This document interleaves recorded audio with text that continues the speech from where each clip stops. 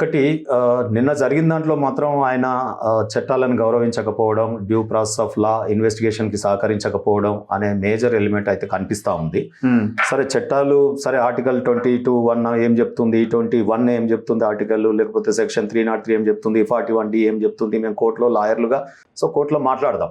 కానీ ప్రజలకు అర్థమయ్యేటటువంటి భాషలో దీంట్లో ప్రజాధనం అంటే కేటీఆర్ సొంత జేబులోకి వెళ్ళి డబ్బులు కాదు, కేసీఆర్ కుటుంబం డబ్బులు కాదు, వారు కష్టపడి బిజినెస్ చేసి ఏదో ప్రజలకు ఈ కార్ రేస్ పెట్టింది కాదు, ప్రజాధనము నుండి ఖర్చు పెట్టినటువంటి కోట్లాది రూపాయల గురించి చర్చ. అవును, దీంట్లో అడ్మిటెడ్ ఫ్యాక్ట్స్ కొన్ని ఉన్నాయి. సుదీర్ఘమైన మంత్రిగా చేసి ఆ తర్వాత ఎడ్యుకేటెడ్ అయి ఉన్న మంత్రి, ఏదో తెలియనటువంటి మంత్రి, అన్ఎడ్యుకేటెడ్ మంత్రి కాదు. సో ఇవన్నీ తెలిసి కూడా ఆయన ప్రెస్ మీట్లలో ఒప్పుకున్నటువంటి ఫ్యాక్ట్, నేను ఈ కార్ ఫార్ములా రేస్ ఏదైతే చేసిందో అది నిజమే, ఆ గ్రీన్కో కంపెనీ బయటికి పోయింది, అయినా నేనే ఎన్నికల కమిషన్ ఇప్పుడు ఆల్రెడీ నిబంధనలు సహకరించకపోయినా ఆయన అన్న మాటలు, సో నేను ఇది ఇయ్యమని చెప్పేసిన, నేనే ఆర్డర్ ఇచ్చిన, అరవింద్ కుమార్ గారు వచ్చి ఇట్లా అయింది ఎట్లా అని చెప్తే నేను లేకున్నా సరే రేపు స్పాన్సర్ని రేపు పడదాం, ఇవాళైతే ప్రభుత్వ ధనం ఇచ్చేసేయి అని చెప్పిన అని చెప్పి అడ్మిట్ చేసిండు. మళ్ళా అక్కడ జనాలు చూడరు అనుకున్నటువంటి కోర్టులోనేమో అఫిడవిట్లోనేమో, అఫిడవిట్ అంటే ఎంత తీసుకొని రాస్తాం. అవును, మేము వెరిఫికేషన్ పేరా అఫిడవిట్ ఎంత రాసినా కింద వెరిఫికేషన్ పేరా ఉంటుంది. అంటే మనోస్థిమితంతోనే నేను అన్ని తెలిసే మాట్లాడుతున్నా చెప్తున్నా, ఈ అఫిడవిట్ అంటే ఆయన చెప్పినట్టే అంతే. సో ఓతు తీసుకొని చెప్పినట్టు. మంత్రిగా ఓతు తీసుకున్న బయట ఆ రకంగా మాట్లాడకూడదు. తర్వాత రిటర్న్ గా ఓతు తీసుకొని అఫిడవిట్ వేసేటప్పుడు కూడా చాలా కరెక్ట్ గా చెప్పాలి. టీవీలలో మొత్తం ఆయనే నేనే చేసిన అని చెప్తాడు, ఆడనేమో నేను చేయలేదు, అధికారులు తప్పిదాం, అధికారులు చూసుకోవద్దా, మేము మస్తుగా చెప్తాం అన్నట్టు ఆడేసిండు అఫిడవిట్. ఇది ఎంత చీటింగ్ అండి ఇది. సో ఇటువంటి మంత్రులు, ఎడ్యుకేటెడ్ మంత్రులు వచ్చినప్పుడు ఇంత ఈ రకంగా మాట్లాడమా అంటే, ప్రజలు బయట మీడియాలో చెప్పింది వింటారు, వాళ్ళు నమ్మేస్తారు. ఆ రాతపూర్వకంగా 4 గోడల మధ్య హైకోర్టు దగ్గర మాట్లాడితే ఏదైనా జరుగుతుంది, బయటికి రాదు అని ఊహించుకోవడం అంటే. కానీ చైతన్యవంతమైనవి కదా, మీలాంటి వాళ్ళు ఉన్నారు కదా, సో అవన్నీ కూడా బయటకు వస్తూ ఉన్నాయి. అందుకే ఈ విషయంలో అదే కాకుండా ఇప్పుడు మీరు క్విట్ ప్రోక్రో ఏదైతే ఈరోజు నిన్న మొన్న వార్తలలో వచ్చింది కదా, అది వాస్తవం కదా.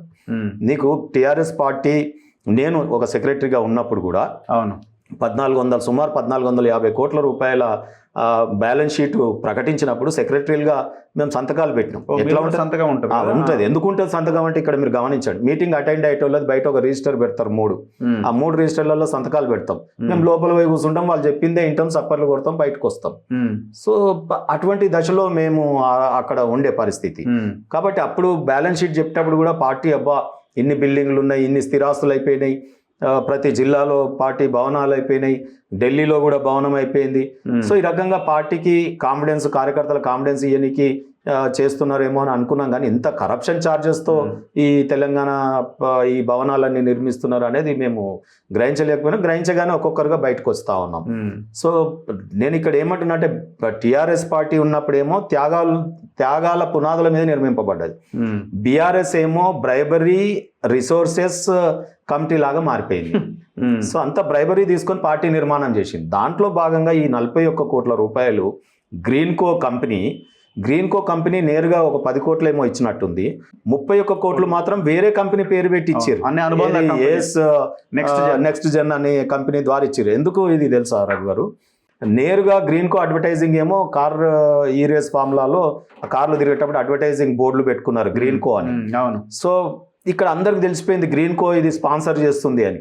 అవే నేరుగా గ్రీన్కో కంపెనీ ద్వారా డబ్బులు టీఆర్ఎస్ పార్టీ అకౌంట్లో పడితే ఆర్టీఐ యాక్ట్ మీరు అందరు తీసి ఇగో ఈ కంపెనీ ఆడ రేస్ పెట్టింది, అవే పైసలు 55 కోట్లు ఇచ్చిర్రు అనుకుందాం, 41 కోట్లు ఇక్కడికి వచ్చినాయి అంటే వాళ్ళు తీసుకునే 10-15 కోట్లు మిగతా అంతా వీళ్ళే తీసుకున్నట్టు లెక్కకు వస్తుంది.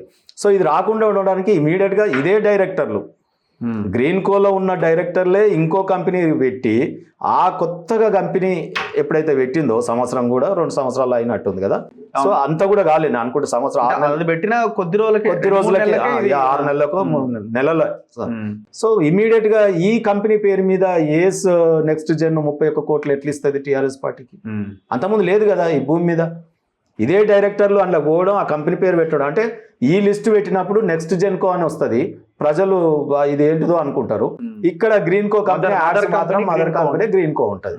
సో ఇటువంటి ఎవరికి తెలియదండి. అంటే ఆయన ఏమంటాడు, 2023లో రేస్ జరిగితే 2022లోనే బాండ్స్ వచ్చినాయి మాకు, చర్చలు ముందే జరుగుతాయి. ఇప్పుడు మీకు మీరు నా దగ్గరికి వస్తారు అనుకుంటా, కేటీఆర్ దగ్గరికి వాళ్ళు వచ్చారు, అయ్యా రేపు ఇగో మీకు ఇంత లాభం వచ్చే పని చేస్తాం, ఇగో నువ్వు ఇది ఇట్లా తీసుకురా, నేను ఇట్లా ఇస్తా అని చెప్పి వీళ్ళు మొత్తం స్క్రిప్ట్ ఎవరు చేస్తారు? ముందు జరగొద్దని రూల్ ఏమైనా ఉంటుందా?